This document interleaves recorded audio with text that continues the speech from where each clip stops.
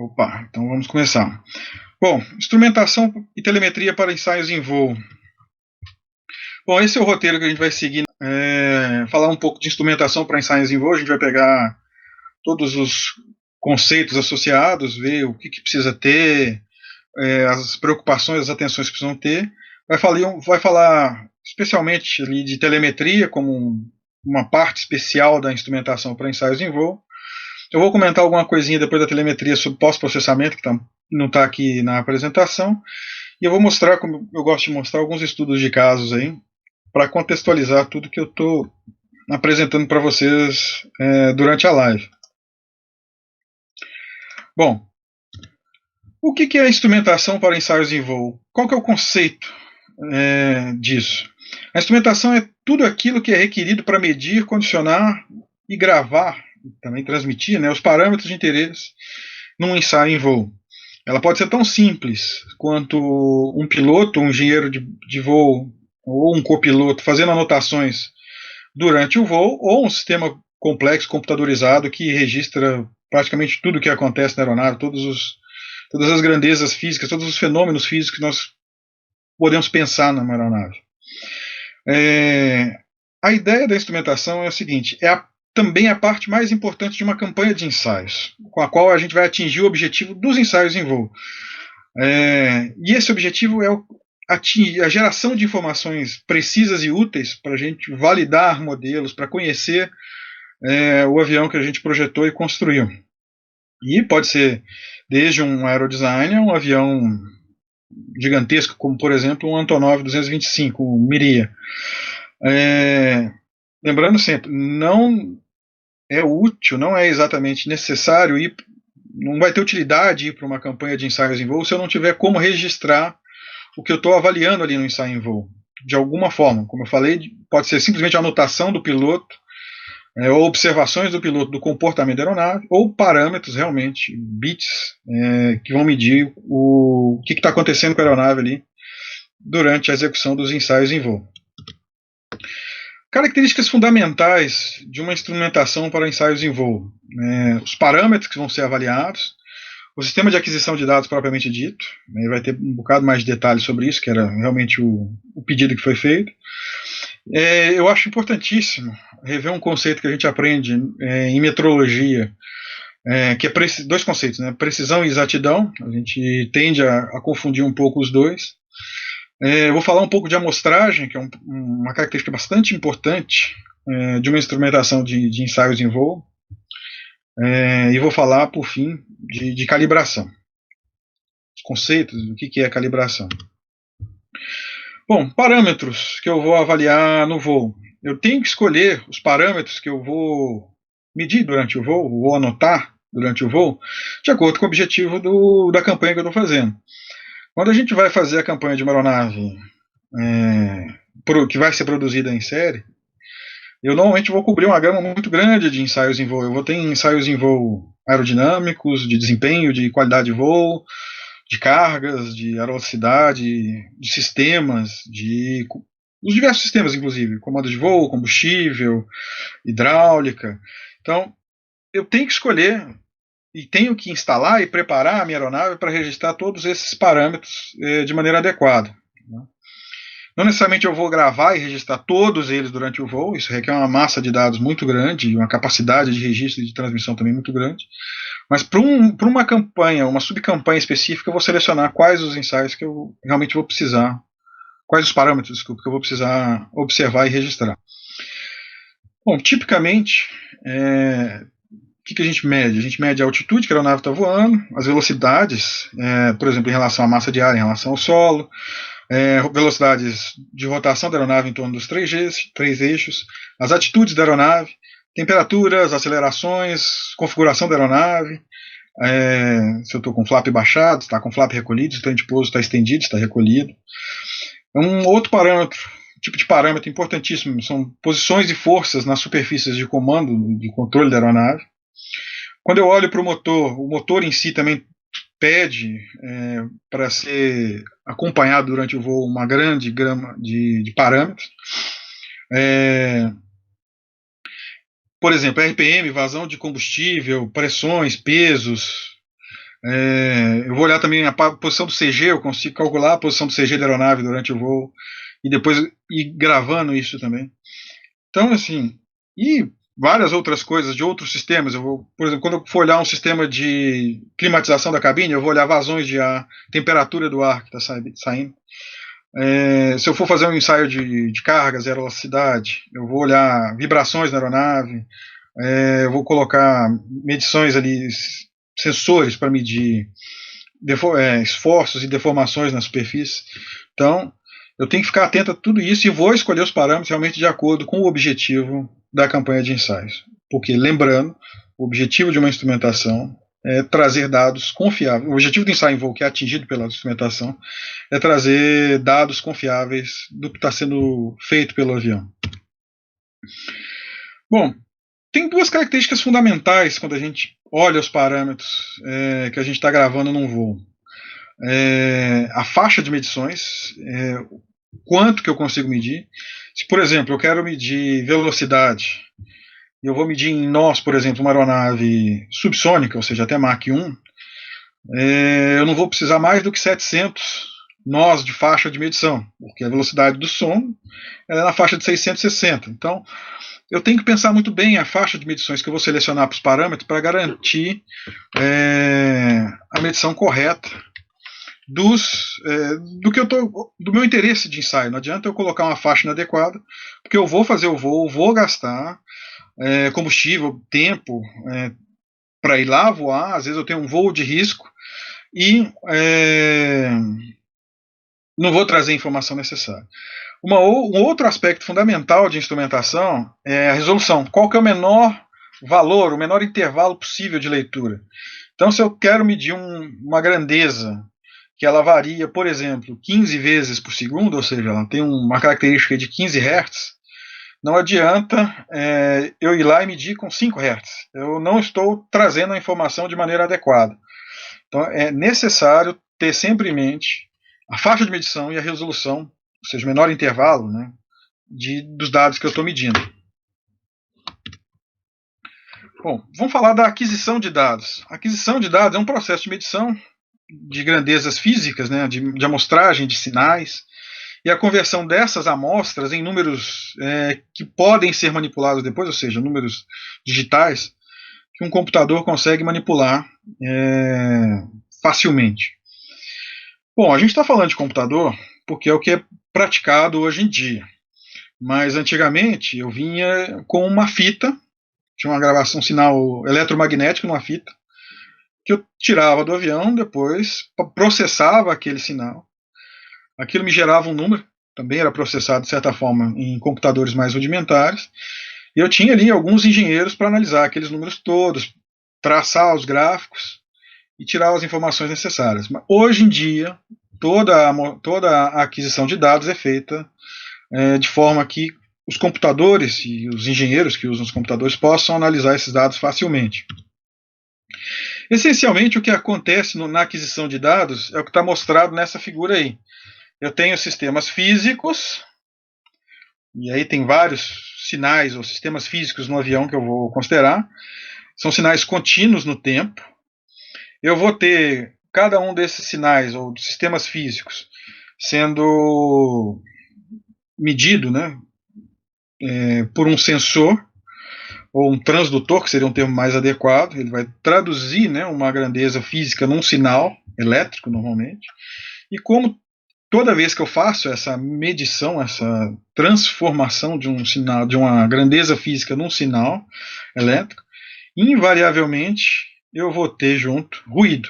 Então a gente observa aqui, eu tinha uma grandeza física muito bem comportada, eu passo a ter, quando eu começo a fazer a medição, um ruído. E eu preciso de alguma forma, ruído é só um dos fenômenos, né, que pode acontecer. Eu preciso fazer um condicionamento do sinal para tentar recuperar, para tentar limpar o sinal sem perder qualidade da informação. Então, por exemplo, se eu filtrar esse sinal de maneira adequada, eu volto a ter um comportamento bem parecido com o sinal original. Eu preciso de um multiplexador para combinar esses sinais e enviar para algum lugar, nem que seja uma gravação no próprio avião. E essa gravação pode ser digital ou analógica, como era feita antigamente. Eu teria registradores e mostradores. No caso de sinais digitais, eu posso ter uma impressora em algum lugar, na estação de terra ou no próprio avião. Posso ter um display digital. Posso trabalhar com fita magnética, posso fazer transmissão ou processamento diretamente a bordo da aeronave, à medida que vai acontecendo o ensaio e o registro das informações. Vamos falar um pouquinho mais desses componentes aí em detalhe. Os transdutores. Os transdutores são sensores que transformam uma medição física, como eu falei, em um sinal elétrico que pode ser processado e gravado. Processado aí a gente pode pensar em amplificação, filtragem, vários outros processos aí. Bom, sensores estão sujeitos a erros de leitura, erros de esterese, zona morta, fatores ambientais gerando ruído ali no sensor, né? E posso ter erro de calibração também. E eu preciso considerar esses erros no meu resultado final. Senão, de novo, eu estou indo, fazendo um ensaio e estou trazendo uma medição que está incorreta, ou imprecisa, ou inexata. Isso mata o propósito de fazer um ensaio e, às vezes, realmente ter algum risco, ter alguma característica mais perigosa ali associada e eu não trazer a informação de maneira adequada. Bom, condicionadores de sinal. Eles vão transformar um sinal bruto, como eu falei, que vai ter ruído e outros probleminhas ali, em um formato que vai permitir a manipulação e vai trazer a informação de uma forma limpa ou minimamente com um mínimo de qualidade para ser trabalhado. Bom, que tipo de manipulação que esses condicionadores vão fazer? Eles podem já jogar por uma visualização, vão fazer uma amplificação, vão fazer gravação. Sincronização é uma coisa que a gente não pensa, mas é necessário eu ter isso nos meus condicionadores de sinal, garantir que todas as medições que eu estou fazendo vão ser gravadas ou transmitidas em fase, que não tem atraso entre elas, para eu ter uma informação realmente muito boa, de qualidade, para fazer a análise do comportamento do avião. Tanto para sinais analógicos quanto digitais, eu preciso de um condicionador de sinal. Mais simples, como eu já falei algumas vezes, é o filtro. Tá? Bom, a transformação mais típica que a gente vai ter num condicionador de sinal é a transformação de um sinal contínuo no tempo para um sinal em corrente contínua, né? Seria a forma mais direta. Bom, dentro do condicionamento de sinais, vou falar especificamente de filtragem. Tá? A filtragem é um tipo de condicionamento de sinal que reduz ou elimina partes indesejadas do sinal. Bom, a ideia mais direta é eliminar ruídos, para realmente ter a caracterização do sinal. Mas eu posso ter picos também, eu posso ter algum spike que a gente fala, né, que seria o pico de sinal, que pode mascarar ou distorcer alguma leitura que está sendo feita.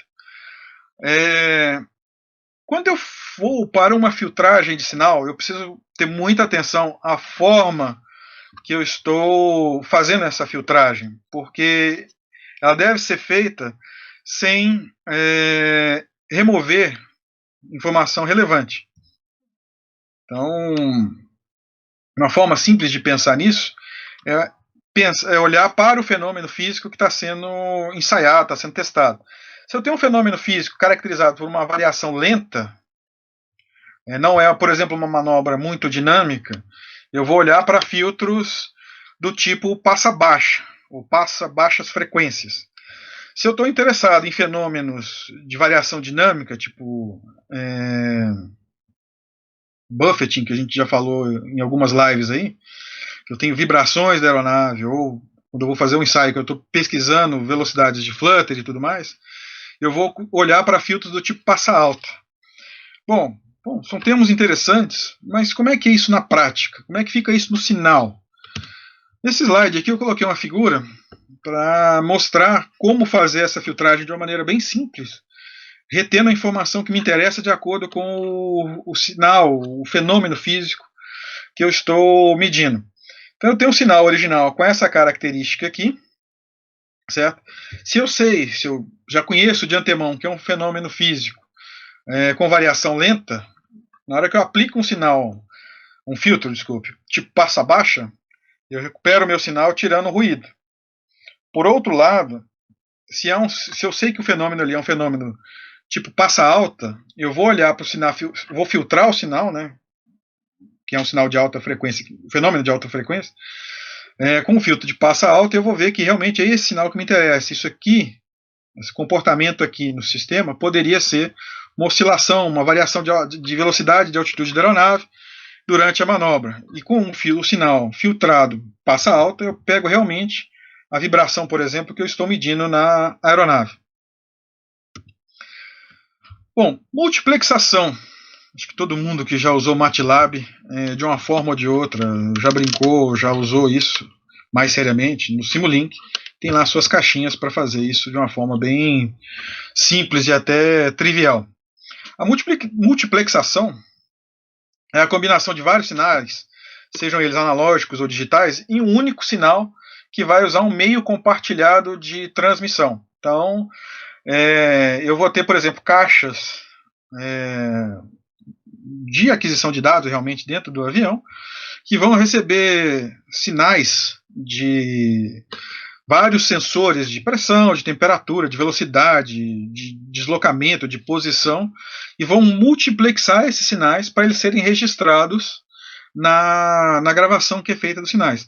Se eu não estiver fazendo isso, se eu estiver fazendo uma transmissão direta dos sinais, eu também preciso fazer essa multiplexação para mandar o sinal com todas as informações diretamente para uma sala de telemetria, por exemplo. Bom, os tipos mais comuns de multiplexação, como é que eu vou combinar esses sinais num único sinal, sem perda de informação, para transmiti-los? Os tipos mais comuns, ou tipos clássicos, vamos dizer assim, seria por divisão de tempo, divisão de espaço e divisão de frequência no sinal que está sendo combinado e enviado. Seguindo ali naquele diagrama que tinha anteriormente do que é a aquisição de dados, após a multiplexação, se eu não vou fazer um registro analógico, né, se eu vou fazer realmente um registro digital, eu vou usar conversores analógicos digitais, conversores AD que a gente fala. Eles essencialmente vão transformar a voltagem de um sensor, que vai estar ali pelo avião, em uma palavra, um word que a gente fala, digital. Essencialmente, essa conversão é feita pela comparação da voltagem que está sendo medida com a voltagem de referência. Então, eu vou comparar e vou ter meia escala.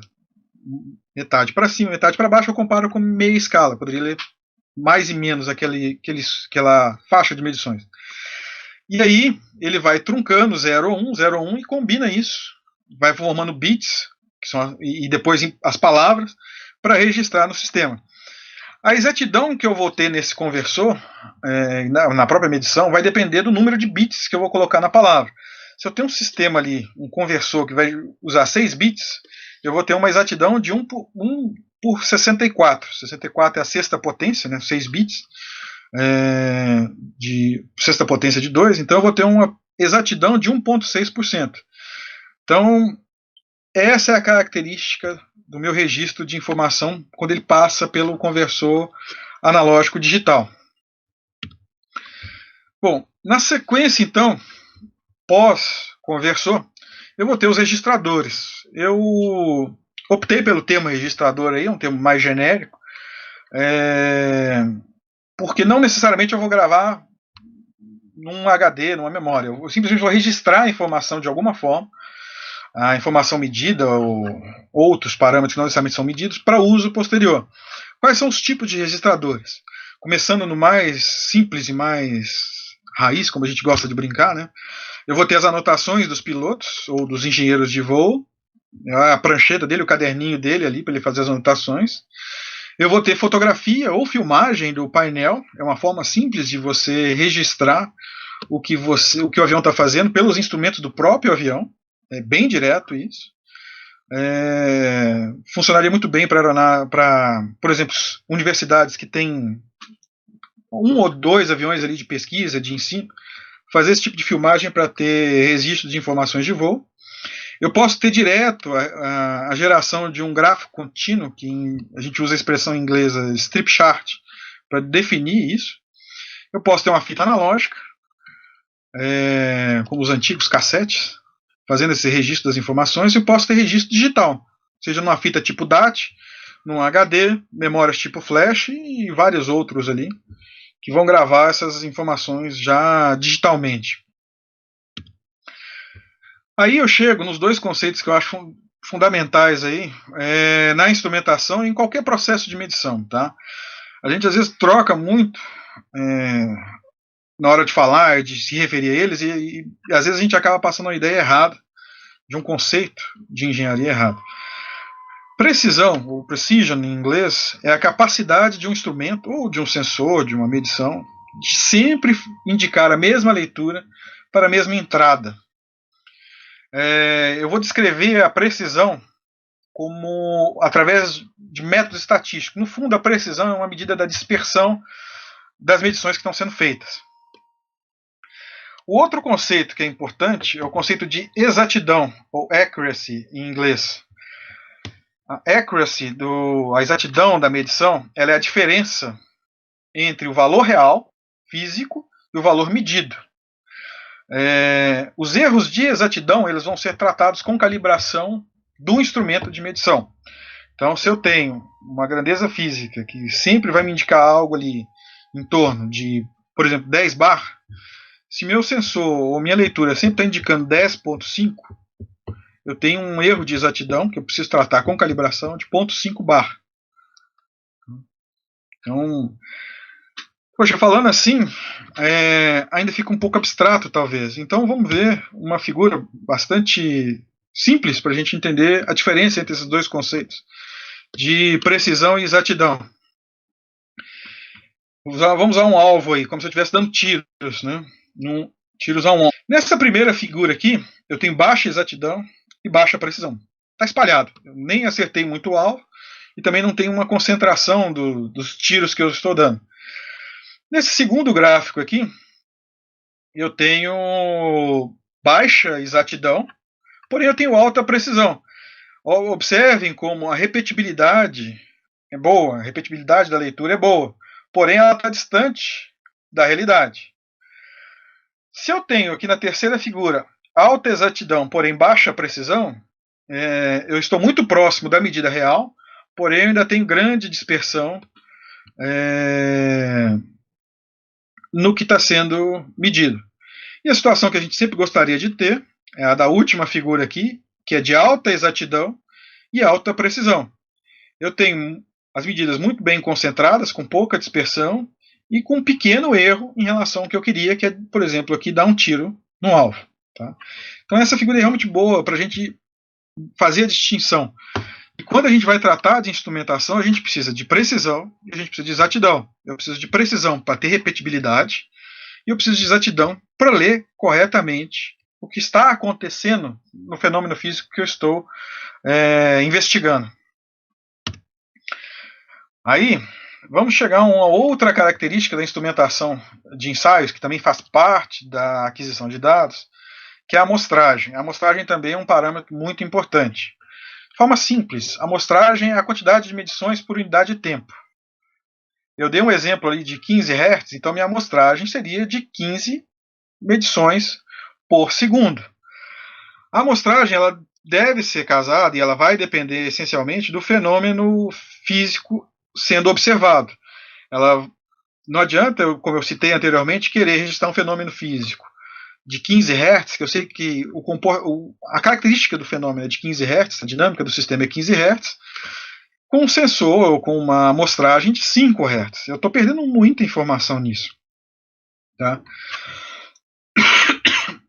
A capacidade do sensor é outro parâmetro importante da amostragem, outra característica importante da amostragem, e a forma de registro também.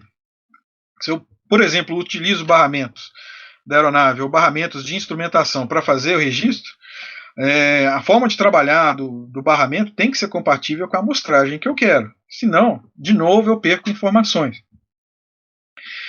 E por último, como característica fundamental da amostragem, ela deve permitir, de forma única e incontestável, a análise e reconstrução do sinal ou da manobra realizada durante o ensaio. Se eu não tenho uma amostragem adequada, eu não vou conseguir reconstruir e entender ou visualizar o fenômeno físico que eu estava investigando. Perco tempo, perco dinheiro, e às vezes coloco pessoas em risco para não ter o resultado desejado. Bom, de novo, visual, né? A amostragem nada mais do que isso. Eu tenho um sinal físico contínuo, e aí eu vou lá e amostro esse sinal numa dada frequência para gravar os sinais discretos e fazer o processamento deles depois. E aí eu tenho que ter uma amostragem tal que eu realmente consiga reconstituir com adequada fidelidade o sinal original. Bom, se eu não faço essa amostragem de maneira adequada, eu entro numa situação de distorção por subamostragem. Foi a tradução que eu optei por fazer do termo aliasing. Aliasing, toda vez que eu tenho um sinal, eu posso ter aliasing. Isso acontece quando a amostragem é insuficiente para permitir a distinção de dois sinais diferentes. Bom, toda vez que eu faço uma amostragem, eu vou ter aliasing de alguma maneira. Tá? Eu não consigo ter amostragem infinita, né, para ter perfeitamente o sinal reconstituído. Então, ao discretizar no tempo, por exemplo, a minha leitura e meu processamento, eu vou ter algum aliasing de alguma forma. Porém, a gente consegue minimizar isso com filtros, mas dá para fazer isso de uma forma até mais simples do que filtro. Basta escolher a frequência de amostragem de uma maneira tal que ela seja maior ou igual a 2 vezes a frequência de Nyquist. Eu não vou entrar em muitos detalhes do que seja a frequência de Nyquist. Existem livros de sinais e processamento de sinais que vão entrar nisso em maior detalhe. Mas a ideia é, a frequência de Nyquist ela está associada a uma frequência característica do fenômeno que eu estou observando e processando numericamente. Então, essencialmente, uma regra de bolso, como a gente fala, para ter uma amostragem adequada é ter pelo menos 2 vezes a frequência do fenômeno. Tem um exemplo muito simples para a gente ver isso daí. Eu ainda sou de uma geração, engraçado falar isso, né? Não sou tão velho assim, mas hoje em dia é tudo muito digital, a música que eu gosto muito é muito digital, né? Mas eu ainda peguei muito da chegada e da popularização dos compact discs, né, os CDs. E o CD é um exemplo muito simples para a gente ver isso daí, da aplicação desse conceito da frequência de Nyquist. Quando foi criado o CD, a ideia era, se desejava um som com facilidade de transporte, muito mais robusto que os antigos LPs, dos quais eu também tive bastante, que fosse robusto, fosse fácil de gravar, de registrar, e que tivesse uma qualidade, uma pureza de sinal, né, sem ruído, como os LPs tinham, e se desejava fazer isso digitalmente. Bom, o raciocínio foi muito simples. Não queremos perder informação ao fazer essa digitalização, ou a amostragem do som, para colocar num CD. Tá. O que a gente escuta? O ser humano ele escuta entre 20 Hz e 20 kHz, ou seja, 20 mil Hz.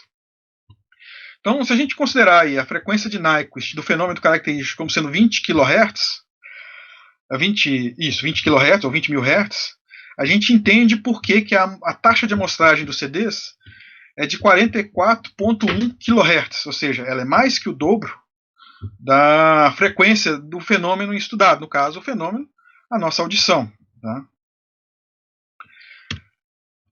Visualmente, isso aqui que é o aliasing. Eu tenho um sinal contínuo, eu tenho a amostragem, essa primeira figura aqui mostra uma amostragem boa, adequada, que eu consigo reconstituir depois o fenômeno físico. Certo? O aliasing vai acontecer quando eu tenho uma amostragem insuficiente. Então, o sinal original que tinha essa característica, na reconstrução ou na reconstituição dele, ele acaba tendo essa característica. que não tem nada a ver com o sinal original. Além do no seu fato de ser de ter uma oscilação, ele não representa a física do problema que eu estava investigando. Então temos que ter cuidado na hora de escolher a amostragem para uma instrumentação de ensaios. Isso vai desde um aerodesign até o maior dos aviões que vocês possam pensar. Calibração. Bom, eu preciso ter todos os meus sensores e instrumentos de medição calibrados para que eles façam a leitura adequada. Voltando no conceito de calibração, então, que ele sai da exatidão, né? A calibração é a comparação entre as leituras dos instrumentos de medição e valores de referência. São valores calibrados. E eu vou ter padrões calibrados para todas as medições que eu tenho que fazer. Eu vou ter parâmetros calibrados para deslocamentos, para pressões, para temperaturas, RPM, vazões e por aí vai. E quando eu calibro um instrumento ou um sensor, eu estou reduzindo, eliminando as diferenças que existem e que eu preciso conhecer. Tá? Esse é o processo da calibração, eliminar essas diferenças ou gerar uma tabela, uma curva, uma correção que ao receber um sinal, uma leitura, ele automaticamente vai chegar na grandeza física de fato pela calibração. Bom, guardem bem esse último bullet. Ele vai vai chamar muita atenção lá na frente nos estudos de caso.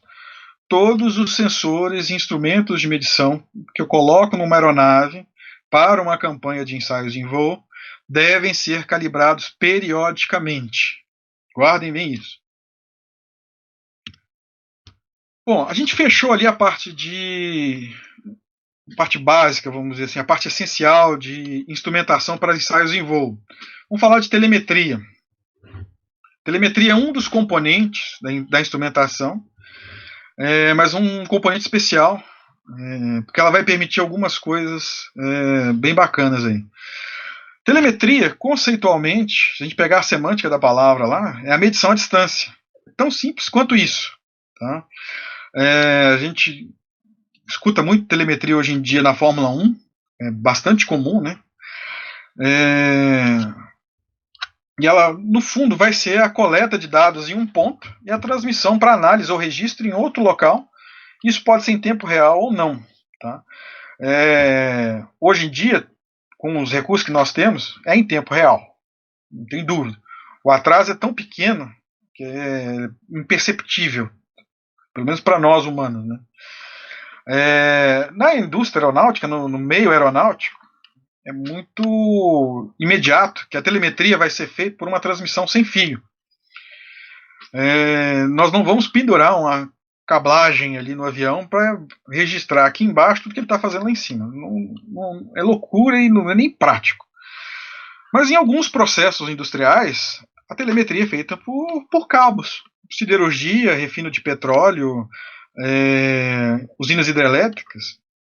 Existe telemetria, você mede o que está acontecendo no seu processo e joga numa sala para análise e controle. E aí eu puxo o gancho para comentar a diferença entre telemetria e telecomando. Telemetria nada mais é que a medição. Eu registro o que está acontecendo no meu sistema, porém eu não atuo no sistema. O telecomando, eu atuo remotamente no sistema. Nos exemplos que eu dei agora há pouco de processos, siderurgia, refino de petróleo e petróleo hidrelétricas, eu não só leio, eu faço telemetria, mas eu também faço telecomando. Eu também controlo e atuo nos sistemas. Aí tem uma figurinha bacana que eu acabei montando aí do que é a telemetria. Então tem lá o avião voando na área de ensaios, e a área de ensaios pode ser de novo para um avião grande ou pode ser para um aerodesign, desde que a gente define isso muito bem, né? E eu vou ter sensores nessa aeronave fazendo leituras de altitude, velocidade, temperatura, atitude da aeronave, vibrações, comandos de voo, sistemas, motor. Isso vai ser centralizado numa central de telemetria na aeronave, vai ser enviado por antena para uma ground station, uma estação de solo que a gente fala, digitalmente um sinal de rádio, vai processar isso e vai disponibilizar para acompanhamento durante o ensaio, por exemplo. Tá? Aí eu coloquei uma figurinha bacana que está disponível lá no site da Airbus, mostrando como é que é a ground station, a central de solo deles atualmente. Eles fizeram uma atualização bem grande durante a campanha do A350. E para quem já assistiu algum lançamento de foguete da NASA ou mesmo o Apollo 13, é igualzinho a sala de comando, de controle da operação do Space Shuttle, por exemplo. E é um lugar até bem interessante de conhecer. Há sempre muita tensão quando você está acompanhando um ensaio numa telemetria. Normalmente é um ensaio que tem uma dinâmica maior, um ensaio que tem um risco maior. É um primeiro voo, por exemplo, de uma aeronave, que você ainda está conhecendo as características em maior detalhe da aeronave. Então é sempre um lugar assim bacana, muito bacana de trabalhar e de visitar. Mas sempre tem uma eletricidade a mais no ar ali pela atenção das pessoas. Né? Bom, o que eu preciso ter para ter a telemetria funcionando de forma legal? Eu preciso ter instrumentação na aeronave, obviamente, medições, sinal de vídeo, sinal de áudio. Eu preciso ter a comunicação entre a aeronave e a estação de solo, comunicação nos dois sentidos, da aeronave para a estação de solo, da estação de solo para a aeronave. E essa comunicação é de rádio, normalmente via rádio, né? Eu preciso ter os transmissores e receptores ali do sinal de telemetria. Tem o meio de transmissão, no caso das aeronaves é o ar mesmo, a atmosfera. E eu vou ter processadores de dados e registradores quando eu estou fazendo a gravação remota. Né? E essa é a ideia-chave, os elementos-chave de um sistema de telemetria. Quais são os fatores críticos, os principais fatores críticos para o sucesso no uso da telemetria? Eu preciso ter estabilidade do sinal, ou seja, não podem ocorrer interrupções. Se, por exemplo, eu estou acompanhando um ensaio de risco, como por exemplo um ensaio de flutter, e eu perco o sinal num momento crucial do ensaio, como eu falei antes, eu perdi tempo, perdi dinheiro, tem o gasto associado a um ensaio, e eu coloquei pessoas em risco sem necessidade, porque eu não consegui trazer a informação que eu precisava daquele ensaio em voo. Fazendo um paralelo com, por exemplo, o aerodesign, eu vou fazer um ensaio de velocidade, eu quero saber a velocidade que eu consigo com o meu aerodesign, ou a capacidade de carga. Em algum momento ali eu perco um sinal e eu fico sem saber. Às vezes eu perco o sinal de rádio que comanda a aeronave propriamente dito.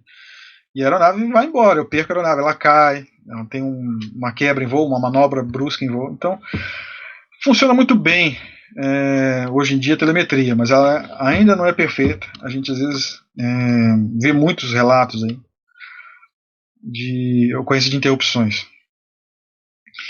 Intensidade do sinal, eu preciso ter antena e receptor compatíveis e capazes de trabalhar com a distância que eu pretendo fazer meu ensaio em relação à estação de solo. Tá? Quanto mais distante eu vou fazer ou eu preciso fazer o ensaio, mais forte ou mais intenso precisa ser o meu sinal para garantir que eu não vou perder o sinal. Se começa a ficar muito longe, lembrando que um sinal de rádio aí ele vai ficando mais fraco com o quadrado da distância, né? A potência do sinal, a intensidade do sinal, ela cai com o quadrado da distância. Então eu preciso ter compatível isso, né, com a minha posição entre a aeronave e a estação de solo. Direcionamento de sinal. A antena e a aeronave tem que estar em posições compatíveis para que a captação seja feita adequadamente. Não adianta eu virar a minha antena para uma posição que não tem nada a ver com a direção que a aeronave está voando. Senão, de novo, eu não vou conseguir pegar o sinal da maneira adequada. Meio de propagação, perturbações. Se eu estou fazendo, se entre, por exemplo, a aeronave e a estação de terra existe uma tempestade, é uma perturbação de sinal. Tá? Por fim, um outro fator crítico aí vai ser a linha divisada. se eu tiver obstáculos de relevo, por exemplo, entre a aeronave e a ground station, eu vou ter dificuldade realmente em registrar tudo o que está acontecendo, ou acompanhar tudo o que está acontecendo da minha telemetria.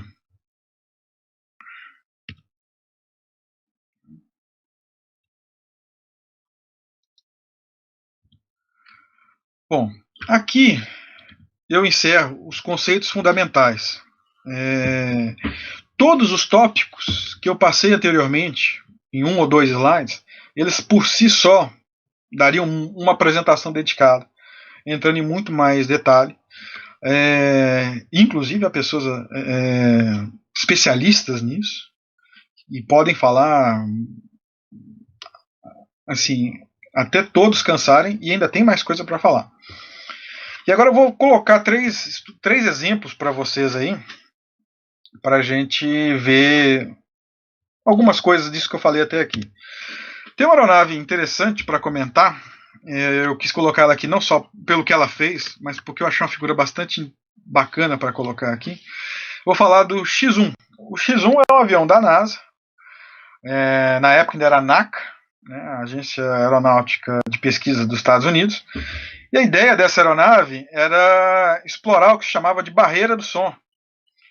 E até aquele momento, as aeronaves que tinham tentado chegar a Mach 1.0 ou maior, velocidade maior do que isso, ou não tinham conseguido por arrasto, a relação entre arrasto e tração, ou tinham tido algum problema estrutural e tinham quebrado ao tentar atingir essas velocidades.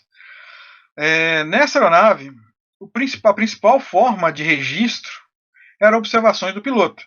E o mais curioso é que no voo que o Chuck Yeager fez, que ele efetivamente passou da velocidade do som, passou de Mach 1.0, o relatório do voo dele é uma página. Ele é bastante sucinto, e ainda assim ele consegue transmitir toda a informação necessária das observações dele sobre a característica de voo da aeronave. Tem um site aí da internet que é dedicado a homenagear o Chuck Yeager, se não me engano é chuckyeager.org, que tem uns relatos bastante interessantes aí. Ele inclusive fala que quanto mais distante e frio você fosse no seu relatório de voo, mais admirado você seria. Eu vou falar um pouco mais para a gente também não perder o tempo das perguntas daqui a pouco. Era um avião essencialmente com instrumentação analógica. Ele conseguia gravar 12 parâmetros na instrumentação da aeronave e ele conseguia, de uma forma bem rudimentar, fazer uma telemetria com 5 parâmetros. Isso é 1947.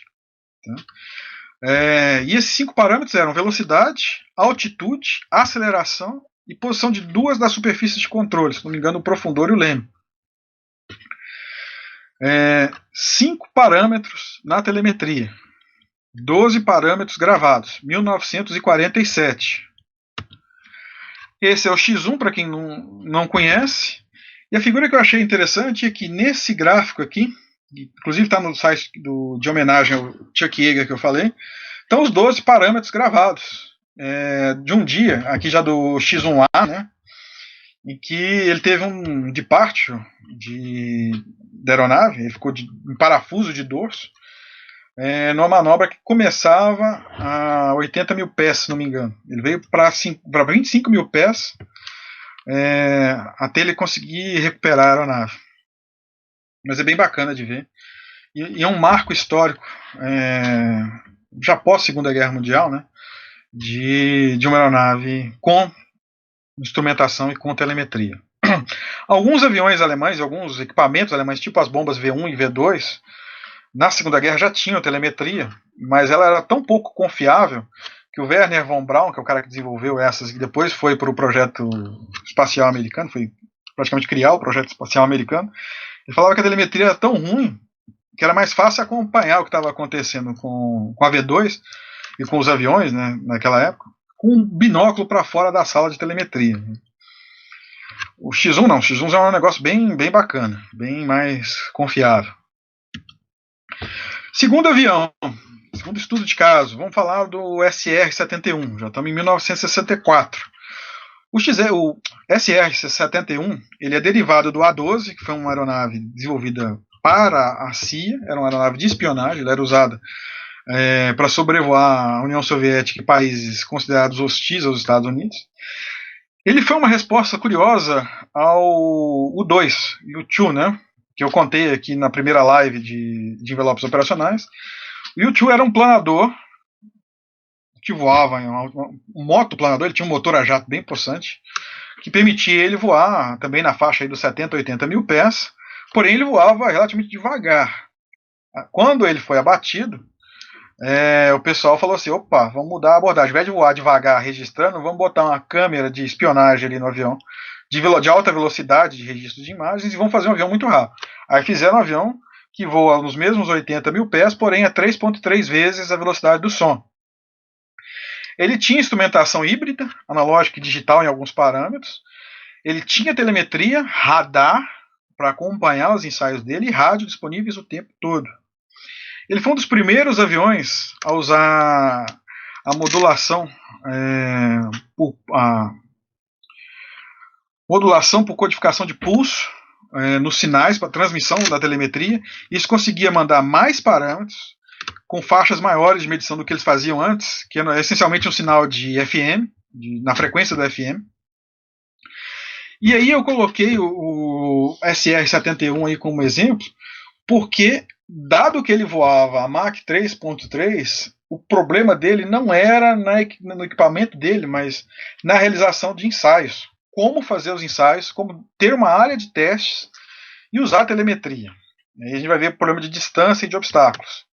Esse é o SR-71, e aqui tem uma figurinha que eu tirei do curso de ensaio em voo que eu fiz, que é a seguinte: os aviões ficavam baseados em Edwards, aqui na Califórnia, no deserto lá, e eles precisavam fazer manobras e ensaios explorando todo o desempenho da aeronave. Puxa, aí você fala assim, cara, eu preciso ver se a aeronave chega a Mach 3.3. Como é que eu vou fazer isso? Eu vou sem invadir espaço aéreo, minimamente estar no range de telemetria para acompanhar o que está acontecendo com a aeronave. Então eles faziam duas manobras grandes, assim, faziam uma primeira saída de Edwards, faziam um primeiro loop aqui, depois continuavam esse loop acelerando, e também não podiam fazer lá no Canadá, porque o projeto era secreto também, né? Vai que um radar no Canadá pega esse cara, né? Então ele tinha que acelerar tudo aqui e já começar. Ele tinha pouco tempo para chegar na velocidade, se manter na velocidade, desacelerar e fazer a curva para voltar e tentar fazer novamente a manobra. E aí eles usavam a telemetria de Edwards. Tá aqui, ela tinha essa faixa aqui que ela conseguia pegar. E eles usavam uma outra telemetria em Eli, que pegava essa outra faixa. Então eles conseguiam pegar boa parte do primeiro loop de aceleração aqui, faixas mais baixas, aí Mach 1, 1.2, até 1,5, e depois acabou a telemetria. Não tinha alcance que eles conseguissem com telemetria, eles tinham que usar radares da Força Aérea Americana, para pegar a aeronave e pegar o que está acontecendo com o avião. Tá?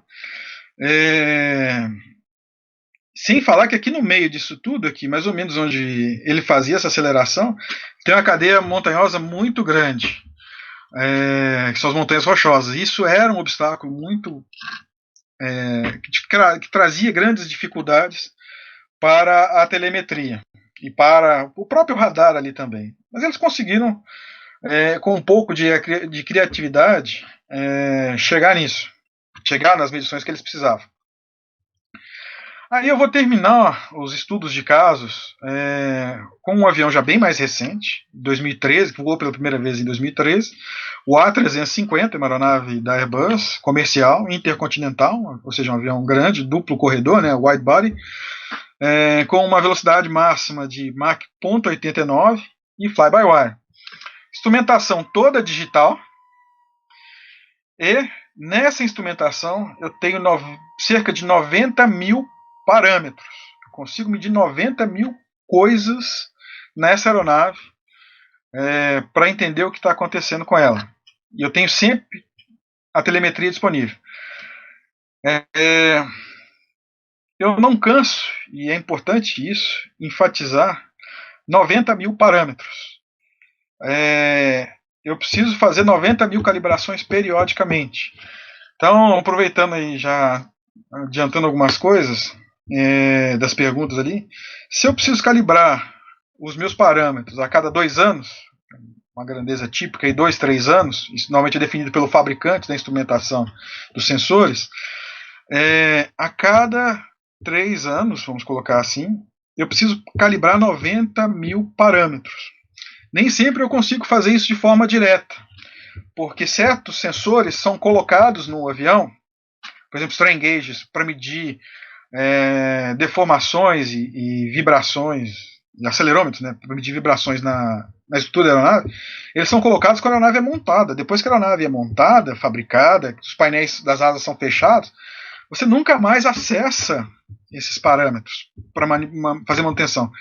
Para fazer isso, você precisa desmontar a aeronave, tirar os rebites para fazer isso. Isso é proibitivo, eu diria. É reconstruir a aeronave. Então, tem parâmetros que, mesmo precisando calibrar, eu tenho que fazer isso indiretamente porque não tenho acesso.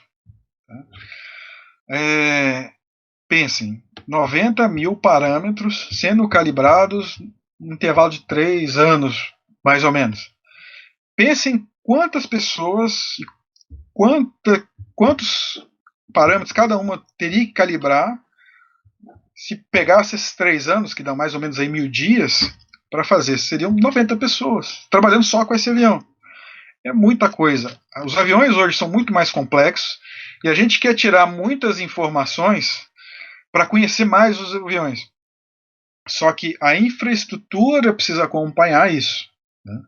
Porque senão você também não está usando os seus recursos, seu dinheiro adequadamente. Para fechar, pessoal, tá aí o A350. E aí tem 3 fotos que eu também peguei da internet de dentro do avião. Essas eu não peguei no site da Airbus, vocês conseguem achá-las também pela internet, mostrando os sistemas de aquisição de dados da Airbus deste avião. Tá? Tem as estações dos engenheiros de voo, com as telas para eles acompanharem o que está acontecendo com o avião. Eles escolhem os parâmetros que eles vão plotar aqui. E aí tem todas as caixas, tem os tanques de lastro, tem tudo mais que você coloca dentro do avião para fazer a instrumentação.